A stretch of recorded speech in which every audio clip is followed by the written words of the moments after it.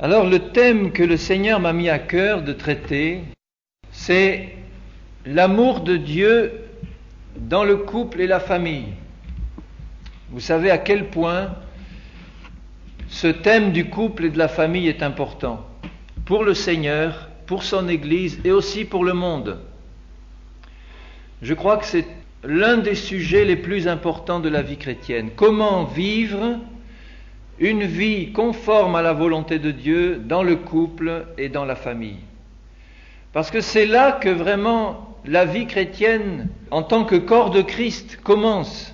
Elle commence bien sûr quand chacun de nous devenons enfants de Dieu par une conversion personnelle à Jésus, par la réalisation de ce que le Seigneur a fait à la croix pour nous, par notre don de toute notre vie au Seigneur Jésus.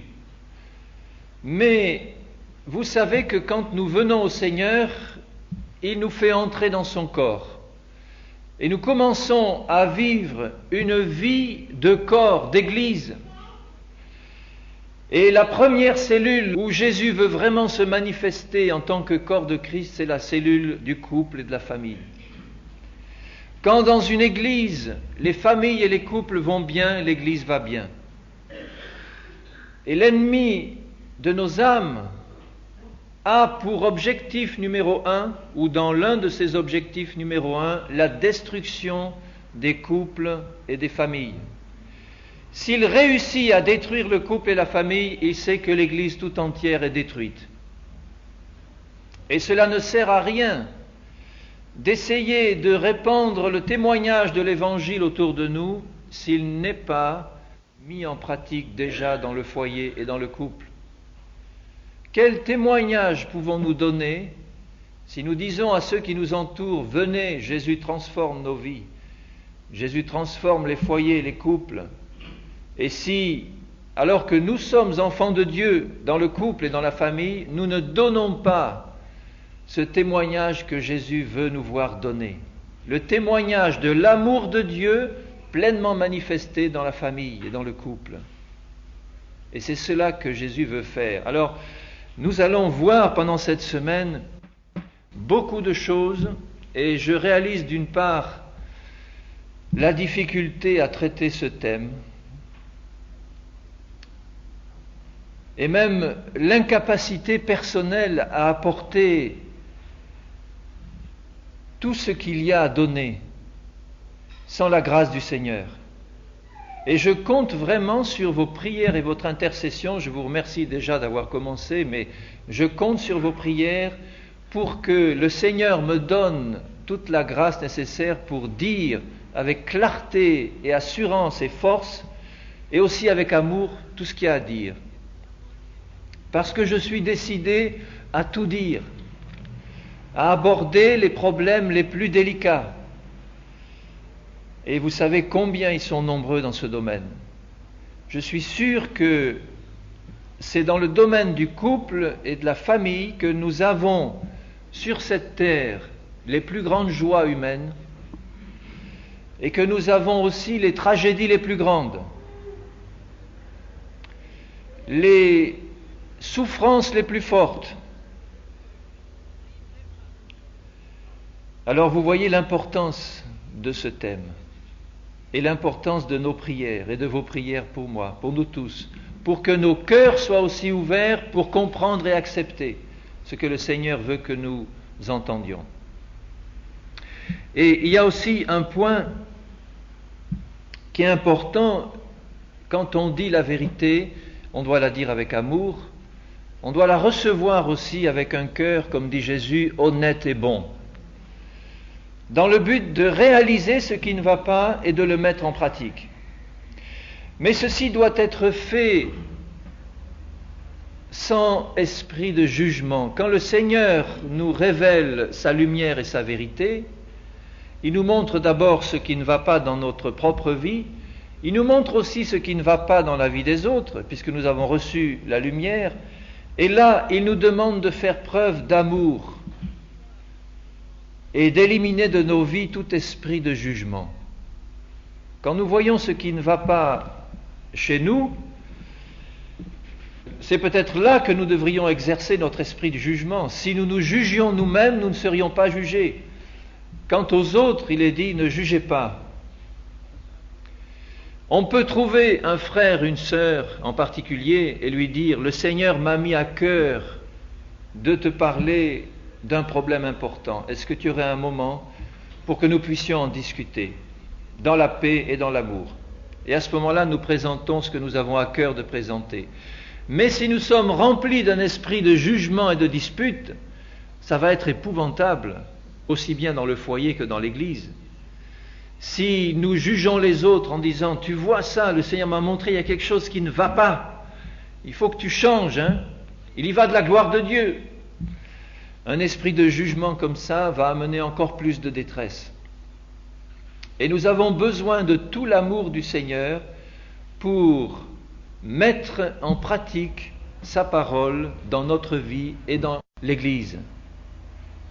Alors demandons aussi au Seigneur dans nos prières qu'il nous remplisse de son amour pour mettre en pratique sa parole. Quand nous aborderons les points dont je vais vous présenter le plan, j'ai eu à cœur de demander au Seigneur, Seigneur, montre-moi dans tous ces problèmes qui parlent d'hommes, de femmes, de couples, d'enfants, de mariage, de divorce, etc. Montre-moi et montre-nous quel est ton plan parfait dans tous ces domaines, dans tous ces problèmes. Quelle est ta volonté parfaite?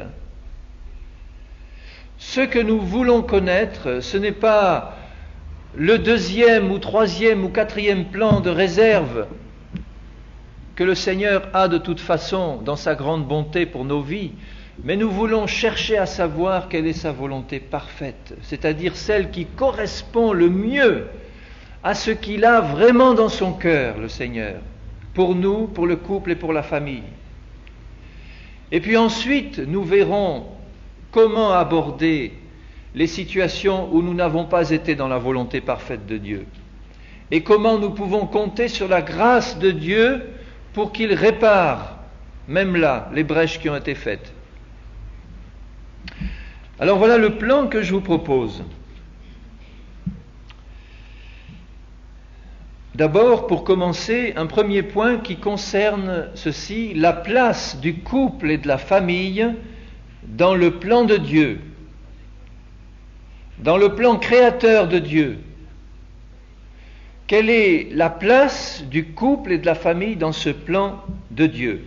Et quelles sont aussi les exigences de Dieu en ce qui concerne le couple et la famille? Que désire le Seigneur? Dans un deuxième point, je parlerai d'un problème particulier. Avant de parler du mariage, de la famille, etc., je parlerai d'un problème particulier qui est celui du célibat et de la virginité. Le plan du Seigneur pour l'homme et pour la femme n'est pas toujours qu'il se marie et qu'il ait des enfants. Il se peut aussi que le Seigneur ait un appel particulier qu'il adresse à certains en ce qui concerne le célibat, accepté volontairement comme une demande de Dieu, et la virginité. En ce qui concerne la virginité, d'ailleurs, je ne me limiterai pas à l'étude de ce problème concernant le célibat de celui qui s'offre à Dieu pour se consacrer entièrement à Dieu. Bien sûr, lui doit rester vierge, mais aussi de la virginité avant la relation du mariage. Donc, ce deuxième point, célibat, virginité. Le troisième point, le mariage proprement dit, le couple. Donc nous verrons l'engagement du mariage dans les fiançailles, le mariage proprement dit, la relation de couple, époux-épouse, sur le plan spirituel, sur le plan de l'âme et sur le plan du corps. Donc nous parlerons aussi de tout ce qui touche aux problèmes sexuels dans la vie du couple. Là, il y aura beaucoup de choses à dire sur tout ce qui touche le mariage, le couple, mari et femme. Dans un quatrième point, les enfants. Relations parents-enfants, éducation des enfants, et aussi un point important, la contraception et l'avortement. Un cinquième point, l'adultère. J'ai eu à cœur de traiter à part ce sujet, de consacrer peut-être une réunion entière sur ce sujet, parce que c'est un point vraiment, vraiment capital.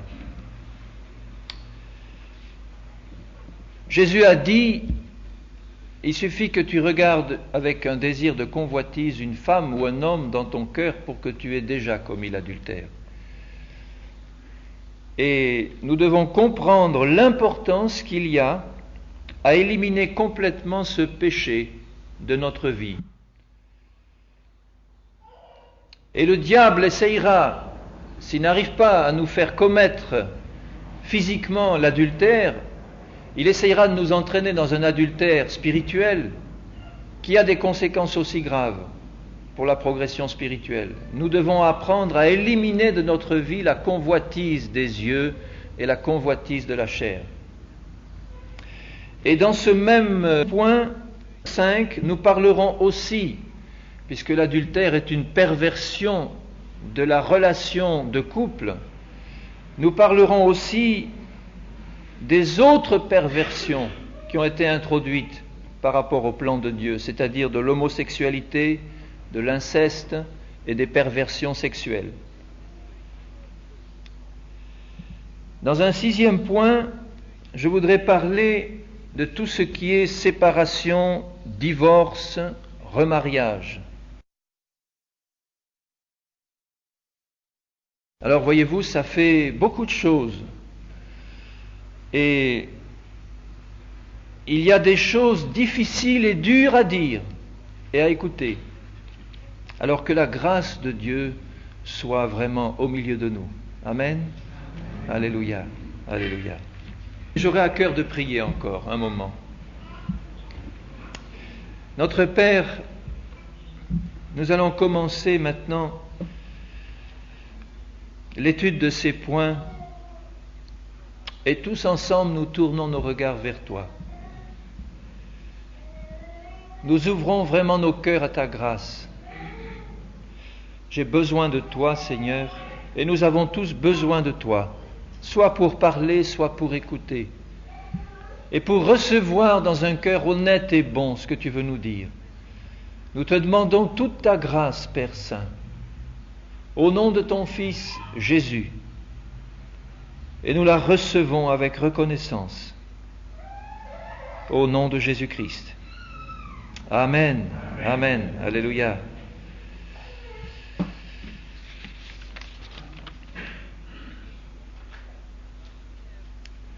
Alors, ce premier point annoncé, la place du couple et de la famille dans le plan de Dieu, le plan créateur de Dieu.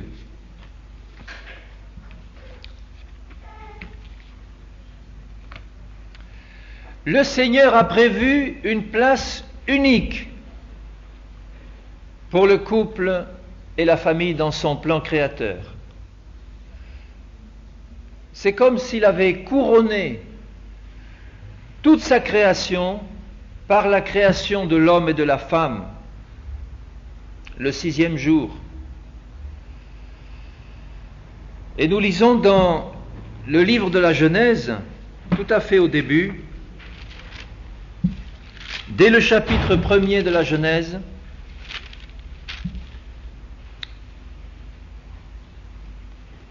au verset 27, Genèse 1, 27. Et commençons déjà par le verset 26. Dieu vit que cela était bon. Puis Dieu dit, faisons l'homme à notre image, selon notre ressemblance, et qu'il domine sur les poissons de la mer, sur les oiseaux du ciel, sur le bétail, sur toute la terre, et sur tous les reptiles qui rampent sur la terre. Dieu créa l'homme à son image. Il le créa à l'image de Dieu. Il créa l'homme et la femme. Dieu les bénit et Dieu leur dit, soyez féconds, multipliez. Remplissez la terre et l'assujettissez, et dominez sur les poissons de la mer, les oiseaux du ciel, et sur tout animal qui se meut sur la terre. Et à la fin du verset 30, il est dit, et cela fut ainsi, Dieu vit tout ce qu'il avait fait, et voici, cela était très bon. À chacun des 5 jours précédents, Dieu avait créé le ciel et la terre et tout ce qu'ils contiennent, et à chaque fois il est écrit, Dieu vit que cela était bon. Et au 6e jour, il crée l'homme et la femme, et il vit que cela était très bon. C'est vraiment le couronnement de la création. Dieu crée l'homme à son image, esprit, âme et corps. Il crée l'homme, il crée la femme, et la première des choses qu'il leur dit au verset 27, il les bénit, et Dieu leur dit, soyez féconds. Remplissez la terre. Le premier commandement que Dieu adresse au couple qu'il vient de créer. Alors, la première des choses que nous pouvons constater à propos de la création de l'homme et de la femme, c'est que Dieu a décidé dès le départ de créer 2 êtres différents sur le plan sexuel. Dieu crée l'homme et Dieu crée la femme. Et Dieu a prévu ainsi pour la nature entière d'ailleurs. Et cette différenciation, il l'accomplit dans son plan parfait. Ceci a été fait, bien sûr, avant la chute, avant le péché. Dieu avait prévu avant toute chose que dans la perfection de la création de Dieu, dans ce merveilleux jardin d'Éden, qu'il avait créé pour l'homme et pour la femme, il avait prévu qu'ils soient heureux, qu'ils soient féconds, qu'ils aient des enfants et qu'ils assujettissent la terre et qu'ils la remplissent. C'était prévu dès le départ. Et dans Genèse 2, verset 18,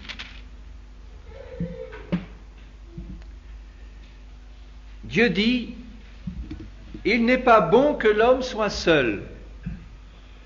Je lui ferai une aide semblable à lui. »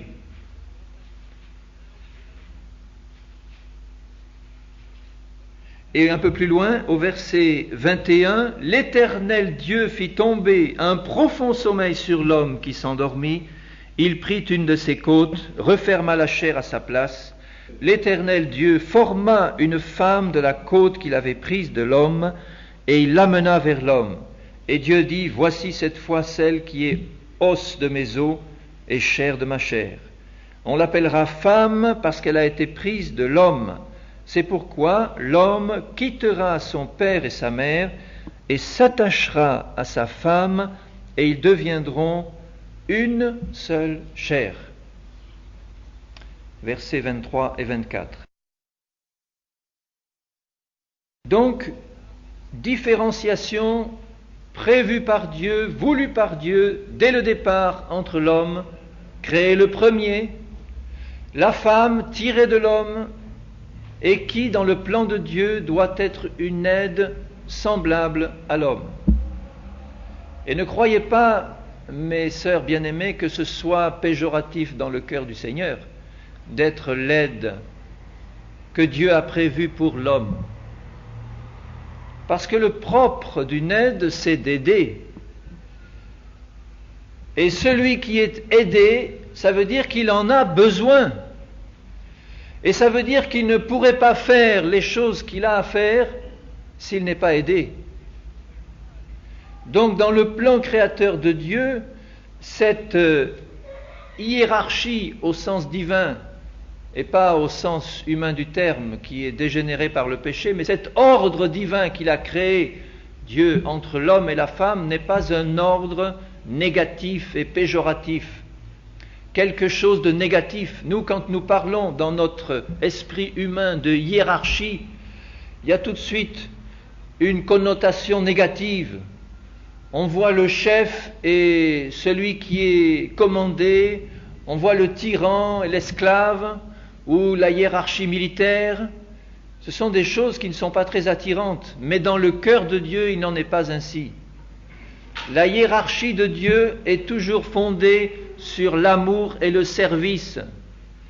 C'est ce que Jésus a fait, lui étant Dieu le Fils de toute éternité, qui a accepté de se rendre volontairement serviteur et esclave jusqu'à la mort, par amour. Si Dieu le fait ainsi, il le demande aussi pour l'homme, nous le verrons, dans ses relations avec son épouse. Donc, cette différenciation, cette hiérarchie, est quelque chose qui doit amener la perfection dans le plan de Dieu pour l'homme. C'est comme ça. Dieu a créé l'homme et la femme parce qu'il veut amener la perfection dans son plan créateur. Et remarquez que dans Genèse 2 et au verset 16, quand Dieu donne l'ordre à l'homme de ne pas manger de l'arbre de la connaissance du bien et du mal, la femme n'était pas encore créée. Elle n'a été créée que plus tard, les 2 ou 3 versets suivants. Mais lorsque l'homme a été créé, le premier, il est resté un moment seul, et pendant ce temps où il était seul, Dieu lui a donné un ordre précis que nous lisons au verset 16. Dieu donna cet ordre à l'homme: tu pourras manger de tous les arbres du jardin, mais tu ne mangeras pas de l'arbre de la connaissance du bien et du mal, car le jour où tu en mangeras, tu mourras. Il ne parlait pas seulement à Adam, mais il parlait à la race humaine tout entière, représentée par Adam qui était le seul. Mais ce que je veux montrer, c'est que Dieu a transmis cet ordre à l'homme qui était seul, la femme n'existait pas encore. Donc, quand la femme a été créée, l'un des premiers devoirs d'Adam a été sans doute de transmettre à la femme cet ordre que Dieu lui avait donné. Et elle le savait très bien, puisqu'elle répond au serpent.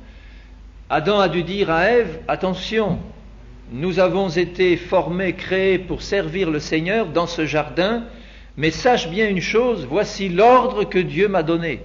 Tu pourras manger de tous les arbres, mais pas du fruit de cet arbre-là. Donc vous voyez, la responsabilité spirituelle de l'homme a été de transmettre la parole de Dieu à la femme et à lui dire: voilà ce que Dieu a dit. Il faut que nous obéissions. Et pas seulement il faut que tu obéisses, mais il faut que nous obéissions à Dieu. La responsabilité de l'homme dans le plan de Dieu est une responsabilité de direction spirituelle. Et dès le départ, il en a été ainsi dans le plan de Dieu. Adam a dû transmettre à Ève l'ordre spirituel de Dieu. Et sa responsabilité, c'était de transmettre cet ordre exactement comme Dieu l'avait dit. Or, on constate au chapitre 3 que déjà Ève a eu tendance à tordre la parole de Dieu. Alors, pourquoi l'a-t-elle tordue? Est-ce que c'est Adam qui lui a mal transmis, ou est-ce que c'est elle qui a eu tendance à ajouter ou à enlever ou à transformer ce que Dieu avait dit? Je ne le sais pas, la Bible ne le dit pas, mais on peut simplement remarquer une chose, c'est qu'elle ne cite pas exactement ce que Dieu avait dit. Regardez avec moi dans le chapitre 3 et au verset 3, Genèse 3, 3. Elle répond au serpent et elle lui dit: mais quant au fruit de l'arbre qui est au milieu du jardin, Dieu a dit: vous n'en mangerez pas et vous n'y toucherez point, de peur que vous ne mourriez. Elle ajoute et elle retranche à la parole de Dieu. Dieu n'avait pas dit de ne pas le toucher, ce fruit, il avait dit tu n'en mangeras pas. C'était important de bien préciser ça, tu n'en mangeras pas. Et elle ajoute quelque chose, elle dit, Dieu a dit tu ne le mangeras pas et tu n'y toucheras pas. Et elle dit aussitôt, de peur que vous ne mouriez. Elle retranche quelque chose à la parole de Dieu. Dieu avait dit, certainement tu mourras le jour où tu en mangeras. Et elle dit, de peur que, ça veut dire, il se peut que nous ayons le danger de mourir si nous en mangeons et si nous le touchons. Elle ajoute et elle retranche exactement les deux choses qu'il ne faut pas faire en ce qui concerne la parole de Dieu. Dans les derniers versets de l'Apocalypse, il est dit, si tu ajoutes ou si tu retranches quelque chose de la parole de vie, Dieu retranchera ta part de l'arbre de vie. C'est exactement ce que Dieu a fait ici. Ils ont désobéi en commençant par ajouter et retrancher quelque chose à la parole de Dieu. Ève a été séduite et elle a mangé, elle en a donné à son mari qui a mangé, et leur part a été retranchée de l'arbre de vie. Ils ont été expulsés du jardin d'Éden pour ne plus avoir part à l'arbre de vie. Alors ce que je veux souligner ici, c'est que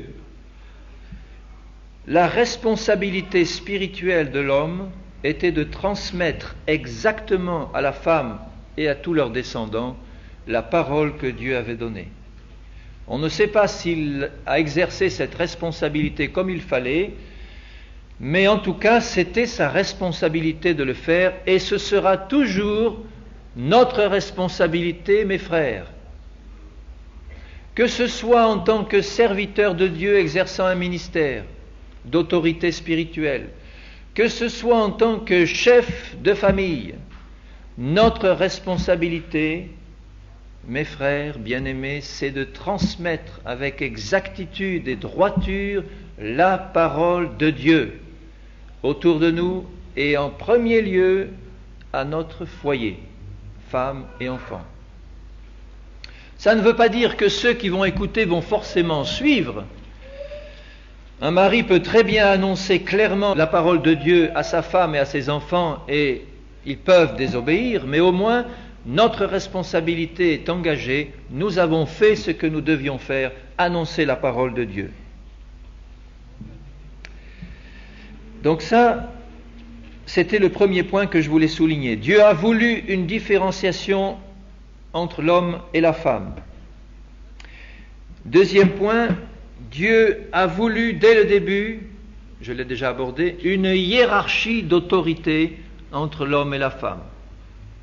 Différenciation sexuelle, physique, même psychique. La femme n'a pas les mêmes sentiments, elle en a plus que l'homme sur certains points, mais différents de lui sur d'autres.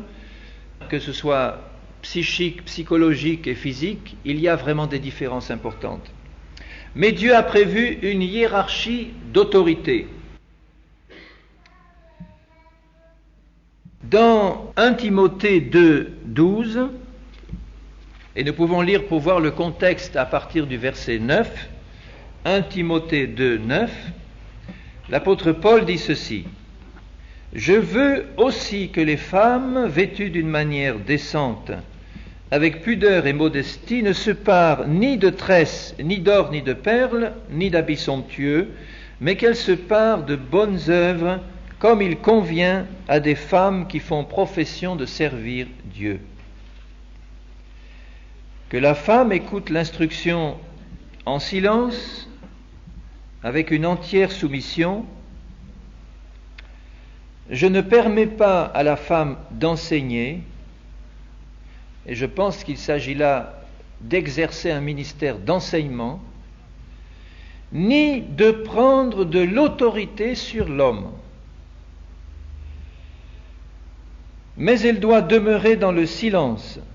Ça ne veut pas dire, bien sûr, que nos chères sœurs doivent toujours garder la bouche fermée. Nous manquerions de bien des bénédictions si c'était le cas. Vraiment, je le pense, parce que vous avez, mes sœurs, à ouvrir la bouche pour annoncer aussi les oracles de Dieu.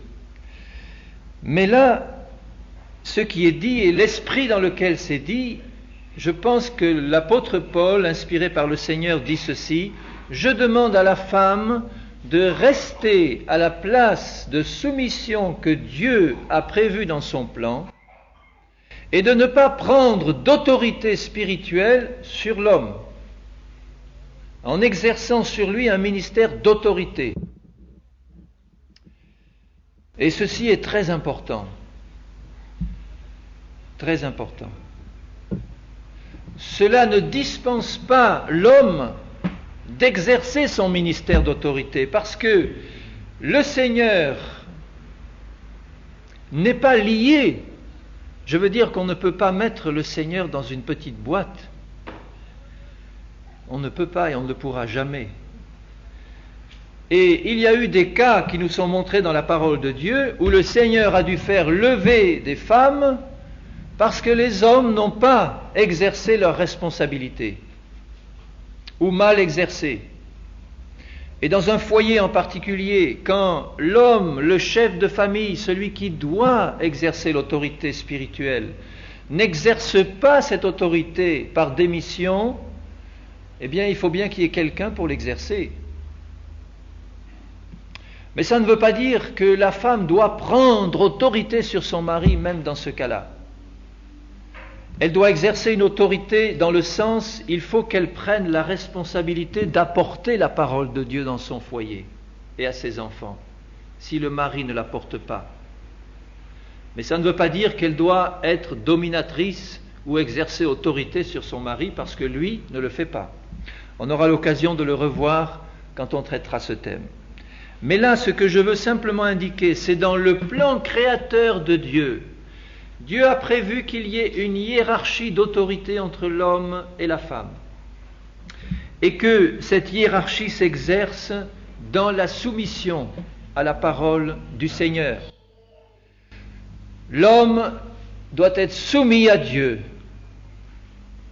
La femme doit être soumise à l'homme, qui lui-même est soumis à Dieu. Donc elle est aussi soumise à Dieu, bien sûr, en tout premier. Mais il faut que cette soumission s'exerce. Et le mot de soumission n'est pas un mot agréable à entendre aujourd'hui. L'esprit de révolte n'est pas un esprit qui vient du Saint-Esprit. L'esprit de rébellion est un esprit qui vient de l'enfer. Et le mot que le Seigneur veut écrire avec un grand S, c'est le mot de soumission. Soumission de cœur à la parole du Seigneur. Et il n'y a aucun problème pour une épouse à être soumise de cœur à son mari quand celui-ci est pleinement soumis à la parole du Seigneur.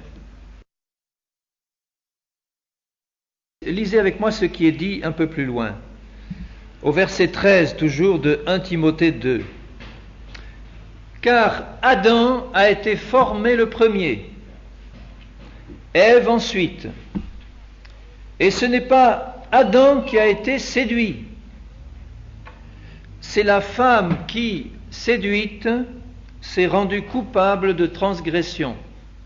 Et ceci est très important. Ce n'est pas Adam qui a été séduit, c'est Ève qui a été séduite. Elle a été séduite par le serpent qui l'a trompée en lui faisant croire un mensonge, en niant la parole de Dieu, en la séduisant, en lui montrant la beauté de ce fruit, en agissant sur la convoitise de la chair et des yeux, sur l'orgueil de la vie. Et Ève a été séduite, c'est-à-dire qu'elle a été trompée.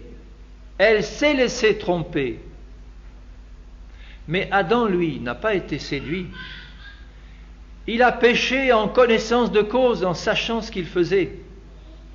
Donc, en d'autres termes, la femme a été séduite et l'homme a été rebelle. Et il y a dans la nature féminine une propension plus grande que l'homme à être séduite, à être trompé. Et il y a chez l'homme une propension plus grande à être rebelle. Parce que Adam savait ce qu'il faisait. Il n'a pas été séduit, lui. Pourquoi l'a-t-il fait? Peut-être ne voulait-il pas voir son épouse bien-aimée tomber dans la mort et lui rester seul, je ne sais pas. Il a accepter de manger ce fruit. Et si la femme a une propension plus grande à être séduite que l'homme, vous comprenez maintenant pourquoi Paul dit « Je ne permets pas à la femme d'enseigner et d'exercer une autorité spirituelle sur l'homme ». Parce qu'une femme qui a une propension à être séduite spirituellement, ça veut dire qu'elle va être ouverte plus facilement à des fausses doctrines. Et c'est la raison pour laquelle il est dangereux, il est plus risqué pour une femme d'enseigner. Et si elle veut vraiment obéir, comme il faut le faire à la parole de Dieu, une femme ne s'engagera jamais dans un ministère d'enseignement spirituel de la parole de Dieu. Ça ne veut pas dire qu'une femme ne doit jamais prêcher. Ce n'est pas cela qui est dit ici. Il y a une différence entre apporter une parole d'exhortation, apporter une parole de consolation, apporter une parole de prophétie.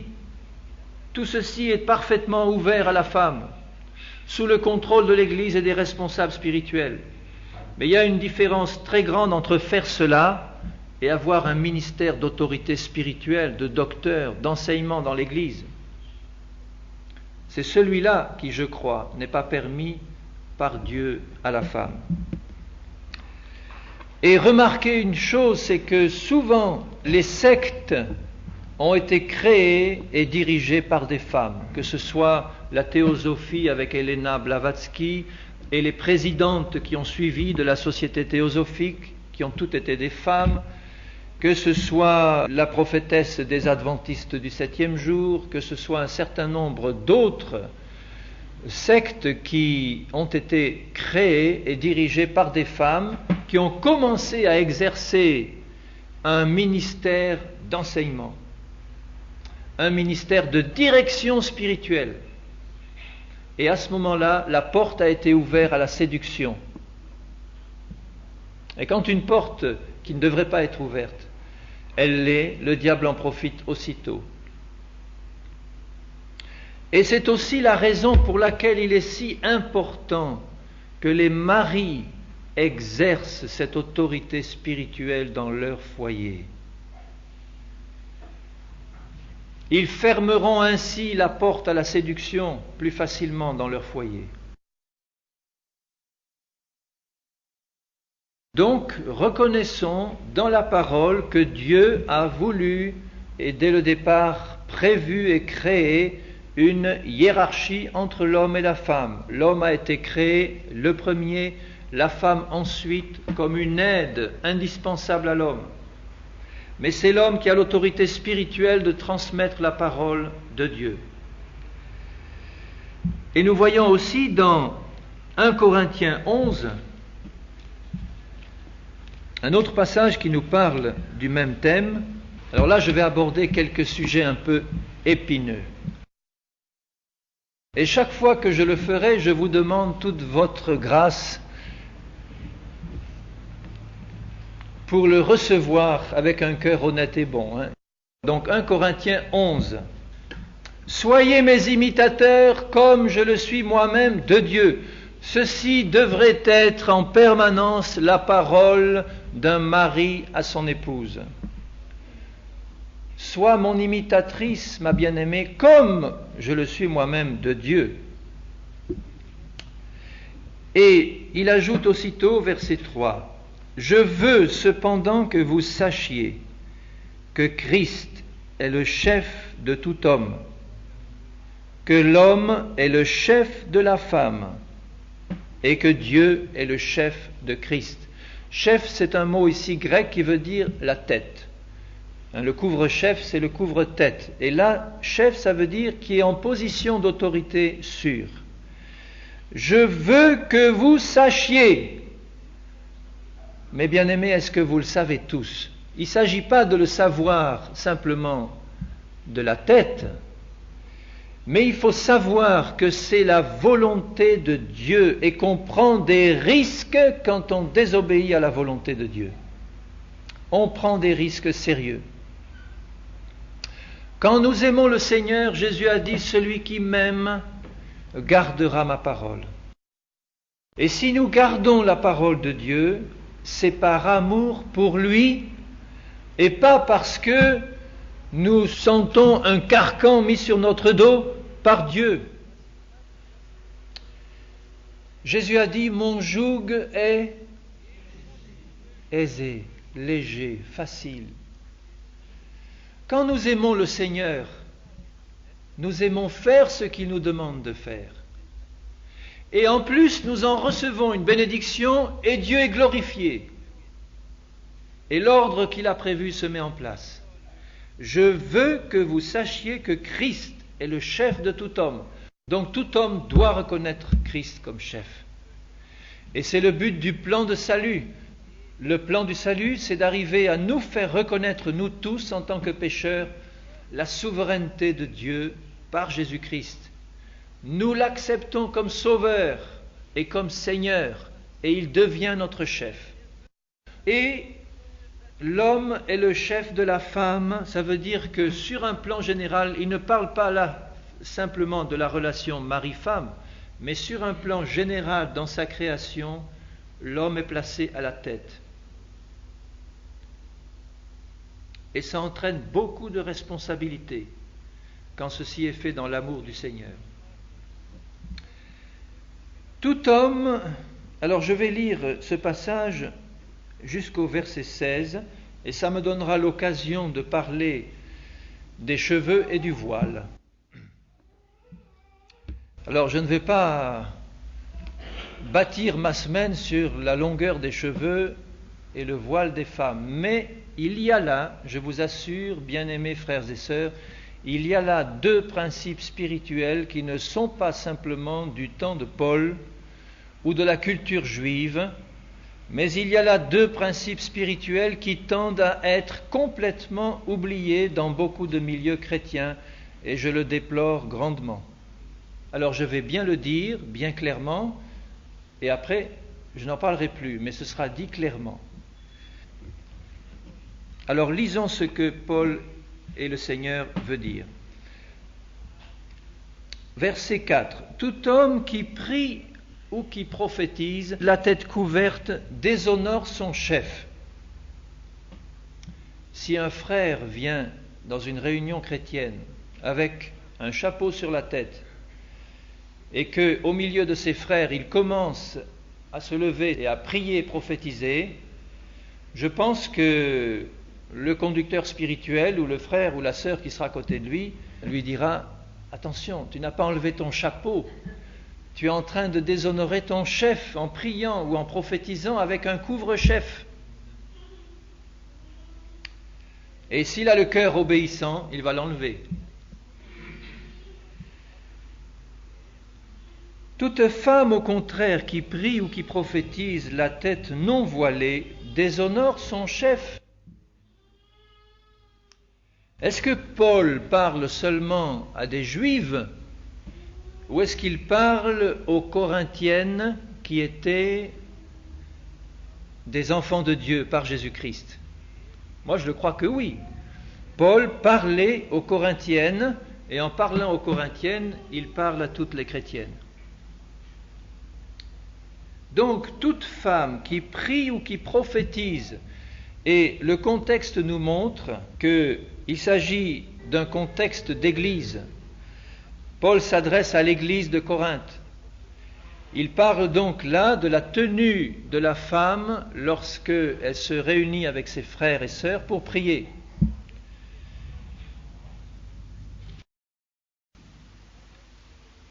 C'est comme si elle était rasée.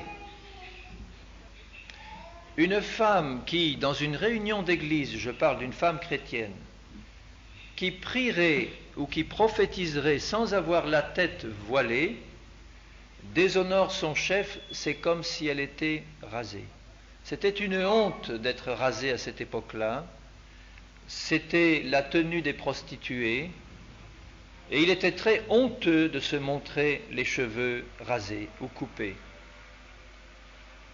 Et il était aussi honteux pour une femme de se présenter et de prier et de prophétiser sans avoir quelque chose sur la tête.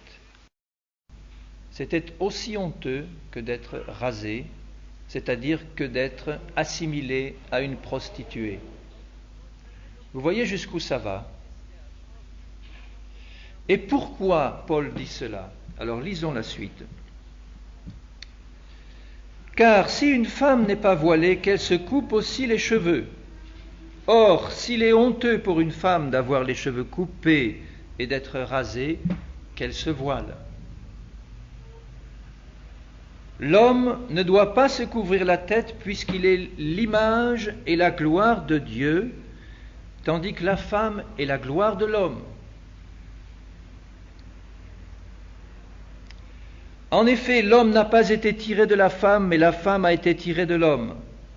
Et l'homme n'a pas été créé à cause de la femme, mais la femme a été créée à cause de l'homme. C'est pourquoi la femme, à cause des anges, ce n'est pas une question de mode, mes sœurs. Ce n'est pas parce qu'il s'agissait de la culture grecque ou juive de l'époque. C'est pour deux raisons spirituelles qui sont éternelles. La première, c'est que la femme doit avoir sur la tête une marque de l'autorité dont elle dépend, c'est-à-dire de l'autorité de l'homme. Et tant que l'homme et la femme existeront dans la présente dispensation, la femme sera soumise à l'autorité de l'homme dans le plan créateur de Dieu. Ce n'est pas une chose qui était réservée au premier temps et qui a été annulée aujourd'hui. Ça, c'est la première raison. La femme doit avoir sur la tête, quand elle prie ou qu'elle prophétise, une marque de l'autorité dont elle dépend, c'est-à-dire de l'autorité de l'homme. Et ça, c'est un principe spirituel. Ce n'est pas une question de mode. Et la deuxième raison, qui est aussi importante, à cause des anges. Qu'est-ce que cela signifie? Je crois pour ma part qu'il peut y avoir deux significations à ceci. À cause des anges de Dieu qui sont là présents. Chaque fois que nous nous réunissons au nom du Seigneur Jésus, Dieu lui-même est présent, Jésus est présent au milieu de nous. Mais il y a aussi les anges du Seigneur qui sont présents. Ceux qui ont été envoyés par Dieu pour exercer un ministère en faveur de ceux qui doivent hériter du salut. Et lorsque les anges de Dieu voient la tête des femmes chrétiennes quand elles prient ou qu'elles prophétisent, ils peuvent juger de leur degré de soumission à la parole du Seigneur et à l'homme. Et il y a aussi les anges de Satan. Parce que si les démons et les anges de Satan voient des portes ouvertes ou des occasions de se glisser par une fente dans l'Église, ils le feront. Vous pourriez me dire, mais ça c'est une toute petite chose, c'est un petit détail. Ne nous attachons pas à des frivolités pareilles, la longueur des cheveux et le voile des femmes. Il y a des choses bien plus importantes dans la vie du couple et du foyer. Je ne suis pas venu ici pour entendre parler du voile et entendre parler de la longueur des cheveux des femmes. Peut-être que certains se disent cela. Je crois pour ma part que tout a une place dans le plan de Dieu. Et si Dieu a prévu que la femme chrétienne porte sur la tête, quand elle prie ou prophétise, un voile, à cause des anges, de Dieu et de Satan, c'est qu'il y a des conséquences positives ou négatives possibles. Il y a des attaques démoniaques qui se produiront sur une église où la parole de Dieu n'est pas respectée. Il y a des victoires qui ne seront jamais remportées si un petit détail n'est pas respecté. Un petit détail entre guillemets, parce que pour Dieu ce n'est pas un petit détail. Rappelez-vous l'histoire de Jéricho. Une ville entière avait été prise d'une manière surnaturelle, extraordinaire. Dieu avait dit, vous ne prendrez rien comme butin, un homme sur peut-être 800 000 guerriers, un homme avait volé quelques lingots d'or et un manteau. Il les avait cachés dans sa tente. Et à cause de ce petit détail, entre guillemets, le peuple tout entier a été vaincu dans la bataille suivante et ils ont laissé 30 morts sur le terrain. 30 morts qui n'auraient pas dû mourir parce qu'un homme a volé un peu d'or et un manteau et les a cachés sous sa tente. Nous appartenons à un corps. Nous sommes tous solidaires les uns des autres. Et je crois que le plan du Seigneur, c'est de nous montrer à quel point l'esprit de rébellion et l'esprit du monde entrent dans l'Église. Alors je ne dis pas cela ni dans un esprit de jugement, ni pour inciter nos sœurs à se mettre un voile sur la tête si elles n'en sont pas persuadées d'elles-mêmes. Là, on tomberait dans un système parfaitement légaliste, où il y aurait par exemple un conducteur qui dirait « Moi, je ne veux plus voir ici une sœur sans voile sur la tête, et sans cheveux de 25 cm de long. » Le pasteur qui ferait cela irait sans doute au-devant de grands troubles et de grands problèmes, évidemment. Il s'agit d'annoncer la parole de Dieu, de prier pour que le Saint-Esprit convainque de vérité et que chacun obéisse de bon cœur à la parole du Seigneur. Et là, la bénédiction de Dieu vient. Et si je me trouve dans une église où je vois des femmes prier et prophétiser sans voile, pour moi, ce sont de chères sœurs en Christ, et je ne vais pas les montrer du doigt en leur disant ou en faisant dire quoi que ce soit. Mais je vais commencer à intercéder pour que cette église ou cette sœur réalise et comprenne qu'il ne s'agit pas là d'une frivolité, mais d'un principe spirituel important. Je terminerai juste ce court passage au verset 14, toujours 1 Corinthiens 11, 14. « La nature elle-même ne nous enseigne-t-elle pas que c'est une honte pour l'homme de porter de longs cheveux, mais que c'est une gloire pour la femme d'en porter, parce que la chevelure lui a été donnée comme voile. » Et ce n'est pas le même mot en grec que le voile qui est annoncé précédemment. Là, il est dit la chevelure lui a été donnée comme couverture. Si quelqu'un se plaît à contester, nous n'avons pas cette habitude non plus que les églises de Dieu. Si quelqu'un se plaît à contester, nous n'avons pas cette habitude. Avons-nous l'habitude de contester ? Nous pouvons contester quand ce qui est dit ne vient pas du Seigneur. Et nous devons contester dans ce cas-là, avec sagesse et avec amour. Mais quand quelque chose vient vraiment du Seigneur, notre cœur doit être ouvert. Il y va de la gloire de Dieu et il y va de la pleine manifestation de ce que Dieu a prévu pour nous. Et je pèse mes mots en disant ça. Je pèse mes mots. Je crois pour ma part que si nous ne respectons pas la parole de Dieu dans ses plus petits détails, du fond du cœur, pas dans un esprit légaliste, mais du fond du cœur, pour plaire au Seigneur, nous n'obtiendrons pas tout ce que le Seigneur veut nous donner. C'est comme certains qui me disent « Oh, le baptême d'eau par immersion, mais c'est un petit détail.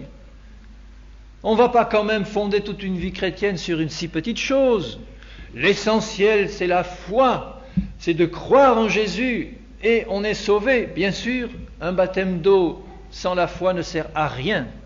Mais une fois qu'on a cru, qu'on a reçu Jésus comme sauveur, si nous n'acceptons pas de nous faire plonger dans l'eau au nom du Père, du Fils et du Saint-Esprit comme premier acte d'obéissance, nous sommes aussi à côté de la volonté de Dieu. et Dieu ne nous donnera pas toutes les choses qu'il a prévu de nous donner. J'ai été baptisé dans le Saint-Esprit le soir même où j'ai accepté finalement de me faire plonger dans l'eau au nom du Père, du Fils et du Saint-Esprit. Le soir même. C'est pas obligé que ça se passe toujours comme ça, mais pour moi, il y avait dans mon cœur une rébellion contre ce baptême d'eau pendant des mois, et quand finalement j'ai capitulé devant Dieu, j'ai accepté de ne plus considérer cela comme un petit détail. J'ai capitulé, Dieu a ouvert les écluses des cieux, et il en fera toujours ainsi. Alors maintenant, je voudrais terminer sur ce point, puisque nous sommes toujours dans la place du couple et la famille dans le plan créateur de Dieu. Le premier point, c'était la différenciation entre l'homme et la femme. Le deuxième, la hiérarchie d'autorité entre l'homme et la femme. Le troisième point que je voulais aborder devant vous, c'est montrer que c'est le péché qui a introduit le divorce et le germe de division au milieu du couple. C'est le péché qui a introduit la division et le divorce dans le couple et la famille. Donc si c'est le péché qui est la cause du problème, la solution, elle est évidente, c'est la repentance de ce péché et le retour au Seigneur et à la pratique de sa parole dans un esprit d'obéissance. Et nous voyons dans Genèse 3 ce qui est écrit à ce sujet. Genèse 3. Je dis souvent et je redirai toujours, et je le répète ici ce soir devant vous, le problème numéro 1 de la vie des chrétiens, ce n'est pas de chasser les démons de leur vie ou de délier des liens démoniaques. Ce n'est pas ça le problème numéro 1. Le problème numéro 1, c'est celui du péché et c'est celui de la désobéissance à la parole du Seigneur. Et c'est la raison pour laquelle le diable et ses démons peuvent mettre des liens et peuvent influencer nos vies. Et si nous prenons le problème par le bon bout, c'est-à-dire la repentance du péché et l'obéissance au Seigneur, à ce moment-là, les choses étant bien en règle, si tout n'est pas réglé par la repentance et s'il reste encore des liens à trancher, on est en bonne position spirituelle pour le faire et on est sur un bon terrain pour le faire. Mais il faut commencer par la repentance du péché. Le chapitre 3 de la Genèse nous dit au verset 9, lorsqu'ils ont désobéi au Seigneur et consommé donc ce péché, l'Éternel Dieu appela l'homme et lui dit, « Où es-tu » Il répondit, « J'ai entendu ta voix dans le jardin, j'ai eu peur parce que je suis nu et je me suis caché. » Et l'Éternel Dieu dit, « Qui t'a appris que tu es nu? Est-ce que tu as mangé de l'arbre dont je t'avais défendu de manger ?» Le Seigneur savait très bien qu'ils avaient mangé du fruit défendu. Mais s'il leur pose la question, c'est pour leur faire avouer leur péché. Et regardez la réponse de l'homme. L'homme répondit, « La femme que tu as mise auprès de moi m'a donné de l'arbre et j'en ai mangé. » Vous voyez, le péché est entré dans le cœur d'Adam et d'Ève, et lorsque le péché entre, à ce moment-là, on a toujours tendance à mettre la faute sur les autres. Adam avait péché volontairement, il n'avait pas été séduit. Et au lieu de dire « Seigneur, oui, j'ai péché, je reconnais mon péché », tout de suite il essaye de se justifier et de rejeter la faute sur la femme. Évidemment, c'est elle qui a été séduite la première, mais c'est lui qui a aussi péché et qui a accepté volontairement de manger ce fruit défendu. Au lieu de reconnaître son péché, il met la faute sur le dos de la femme.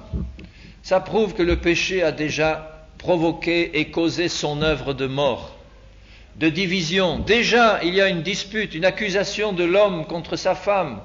C'est à cause d'elle que je suis comme ça. Et la femme en fait autant. Au verset 13, l'Éternel Dieu dit à la femme, « Pourquoi as-tu fait cela ?» La femme répondit, « Le serpent m'a séduite et j'en ai mangé. » Elle aussi ne reconnaît pas son péché, elle met son péché sur le dos du diable. Évidemment, le diable était dans le jardin d'Éden, Il avait eu la permission du Seigneur d'être présent dans le jardin pour tester, pour mettre à l'épreuve la fidélité de l'homme et de la femme. Et il en sera toujours ainsi, mes bien-aimés frères et sœurs, tant que nous ne serons pas pour l'éternité en présence de Dieu. Le Seigneur donnera toujours la permission au diable ou à ses démons de venir nous tester dans notre fidélité au Seigneur.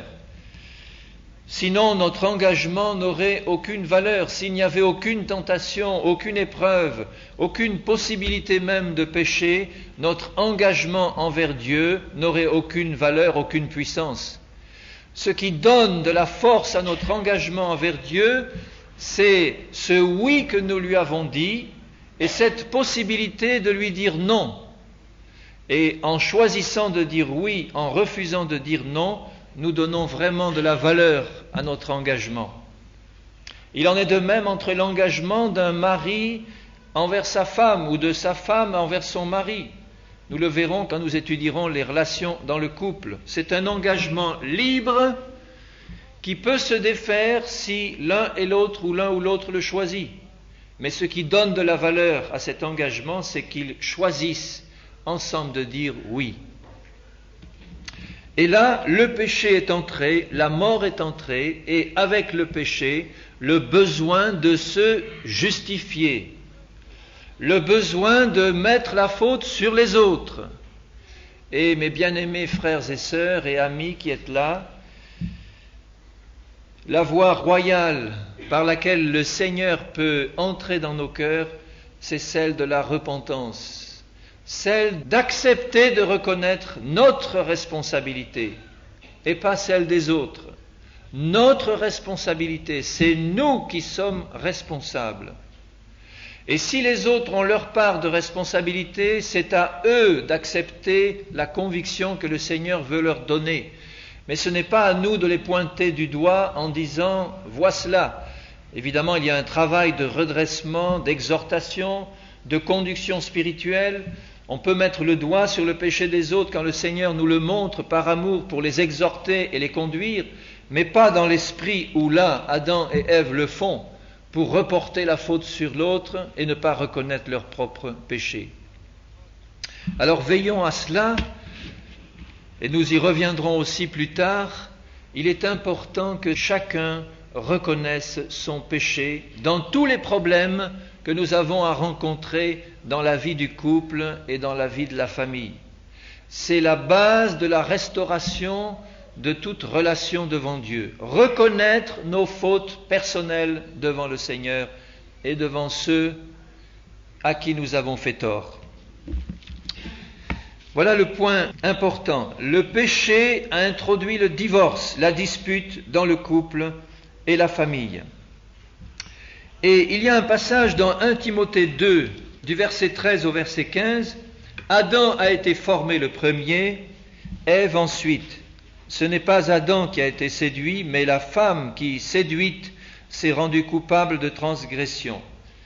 Et le verset 15, « Elle sera néanmoins sauvée en devenant mère si elle persévère avec modestie dans la foi, dans la charité et dans la sainteté. » Je ne pense pas que l'apôtre Paul veut dire là que le moyen de salut offert par Dieu à la femme, c'est de devenir mère. Le moyen de salut que Dieu offre à l'homme comme à la femme, c'est Jésus-Christ mort en croix, qui a versé son sang pour laver nos péchés, et c'est la foi dans son sacrifice qui nous donne le salut. Mais dans le grec comme dans l'hébreu, le mot salut est un mot très large qui englobe tout. Et je crois que ici, en disant la femme qui a péché à cause de sa propension, et là de son péché de séduction, elle sera néanmoins sauvée en devenant mère si elle persévère avec modestie dans la foi, dans l'amour de Dieu et dans la sainteté. C'est une exhortation faite à la femme d'exercer le ministère prévu naturellement par Dieu dans son plan créateur, c'est-à-dire un ministère d'épouse et de mère de famille, et un ministère d'enfantement.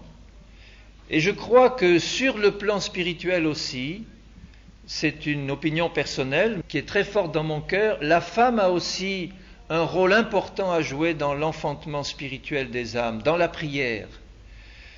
Il y a un travail de prière, d'enfantement spirituel que Dieu nous demande à tous.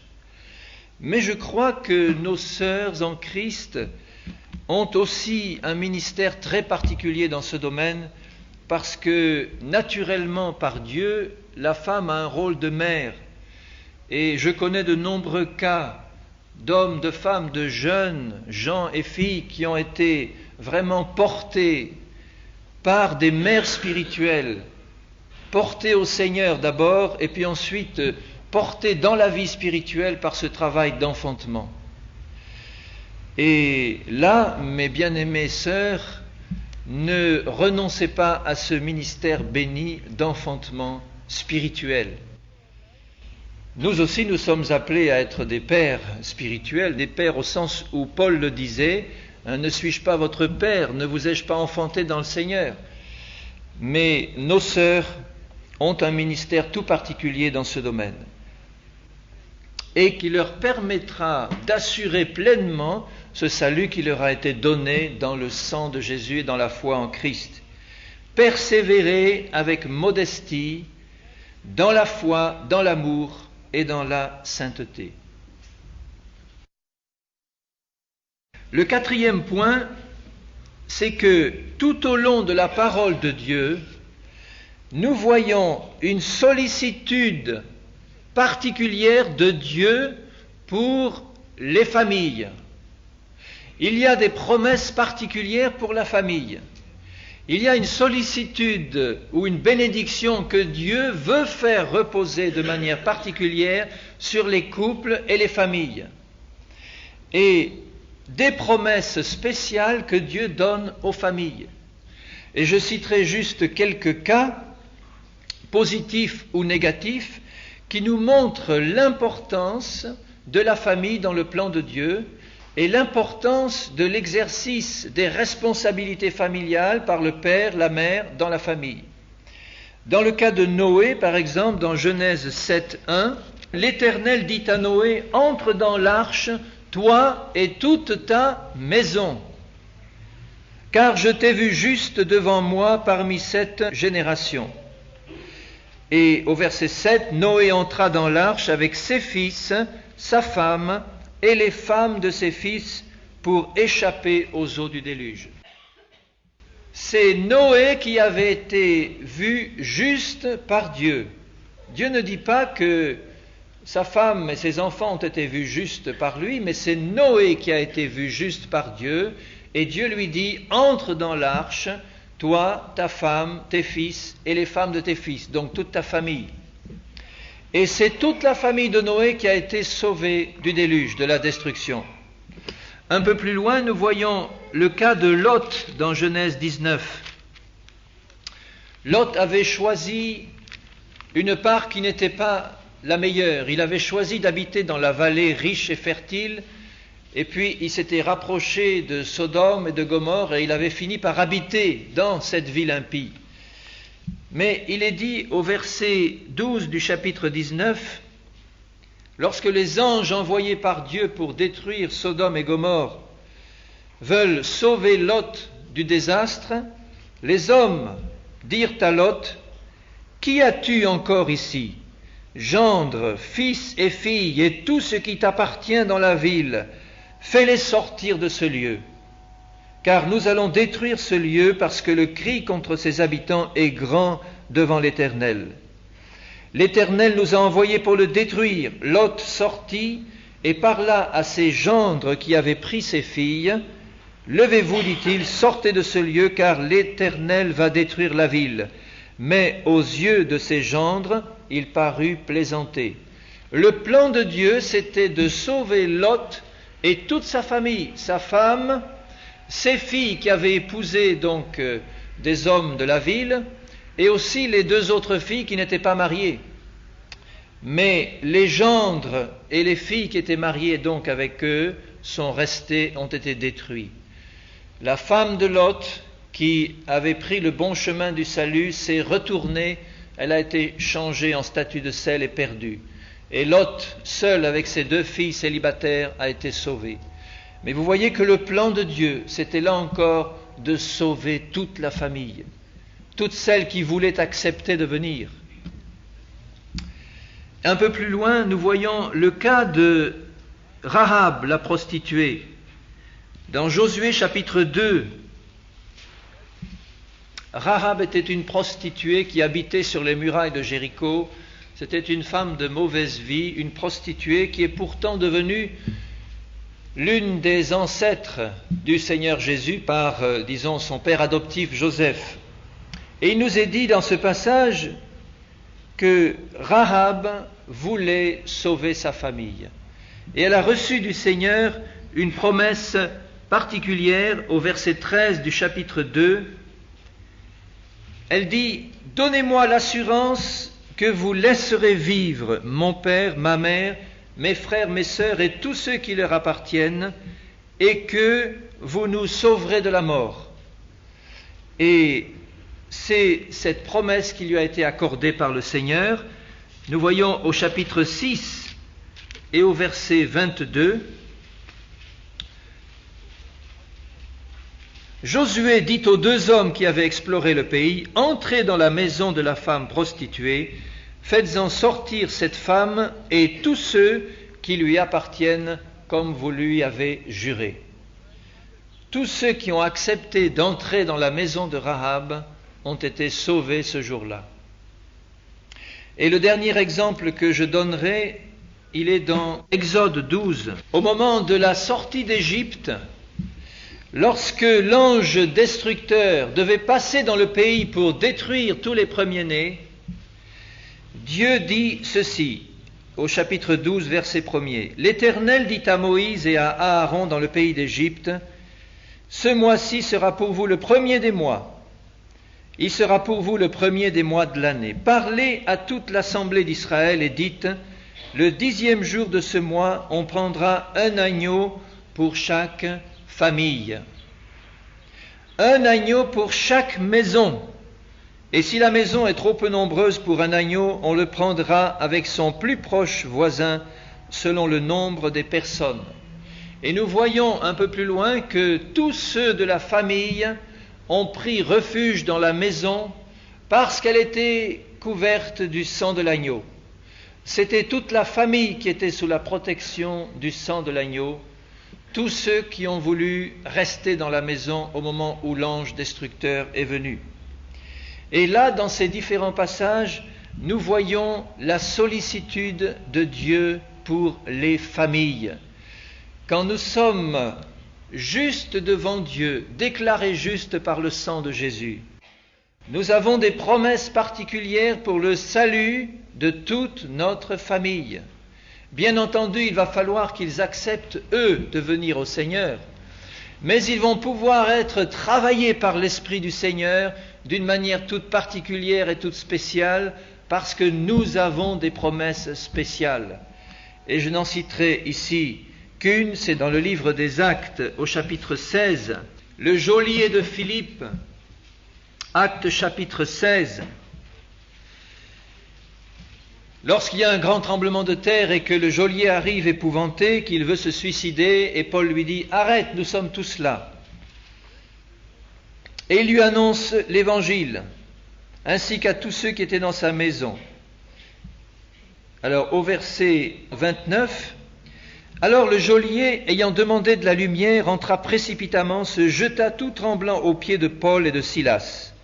Il les fit sortir et dit « Seigneur, que faut-il que je fasse pour être sauvé ?» Quelle belle question. Que faut-il que je fasse pour être sauvé? Paul et Silas répondirent « Crois au Seigneur Jésus, et tu seras sauvé, toi et ta famille. » Combien nous devons nous accrocher à cette promesse-là? Même s'il n'y avait que ce seul verset dans la parole de Dieu pour nous montrer une promesse particulière de Dieu pour nos familles, cela suffirait. Rappelez-vous, en ce qui concerne l'onction d'huile pour les malades, qu'il n'y a qu'un seul passage dans Jacques chapitre 5 où il est fait une promesse spéciale à propos des malades dans l'Église, qui seront oints au nom du Seigneur par les anciens de l'Église, qui prieront pour eux la prière de la foi, et la promesse de Dieu, c'est « et ces malades seront guéris ». Dieu les relèvera. Et s'ils ont commis des péchés, il leur sera pardonné. Un seul verset dans toute la parole de Dieu qui donne une promesse de Dieu pour les malades chrétiens par l'onction d'huile et la prière de la foi. Et ce seul verset est suffisant pour être mis en pratique dans l'Église, et nous voyons chaque jour, je dirais, dans l'Église, Dieu exaucer ce simple verset, et des malades guéris par l'onction d'huile et la prière de la foi. Et nous avons là un verset qui a autant de puissance et de force, parce que c'est la parole de Dieu. Crois au Seigneur Jésus, tu seras sauvé, toi et ta famille. Et nous en connaissons des exemples nombreux, de pères, de mères qui ont intercédé pour leurs enfants, de maris ou de femmes qui ont intercédé pour leurs conjoints et qui, quelquefois, après des dizaines d'années, les ont vus venir au Seigneur, ou quelquefois ne les ont pas vus, mais ils se sont convertis après leur mort et les autres l'ont vu. Alors ne perdons pas courage, nous avons des promesses toutes spéciales de Dieu pour la famille. Dieu a créé l'homme et la femme, Dieu a prévu que dans son plan créateur, ils deviennent mari et épouse, qu'ils aient des enfants, parce que Dieu veut sauver la famille tout entière. Amen. Amen. Alléluia. Alors attachons-nous à ces promesses. Je vais rester là en ce qui concerne mon premier point, la place du couple et de la famille dans le plan créateur de Dieu. On aura l'occasion de revenir sur le couple et la famille, mais déjà, si j'ai pu affermir dans votre cœur cette assurance que Dieu a un plan tout particulier pour le couple et la famille, je lui rends gloire. Notre Père, nous voulons vraiment te bénir, te louer, te remercier parce que tu nous as laissé une parole qui est éternelle. Tu as dit toi-même, Seigneur, que pas un trait de lettre, un iota de ta parole ne passera, que tout ne soit accompli. Ce que nous te demandons, Seigneur, c'est d'ouvrir vraiment tout grand nos cœurs à ta parole, à ton amour, à tes plans parfaits, pour que ton nom soit glorifié et que nous puissions te voir pleinement manifesté au milieu de nous. Au nom de Jésus, nous t'en remercions, Père. Amen.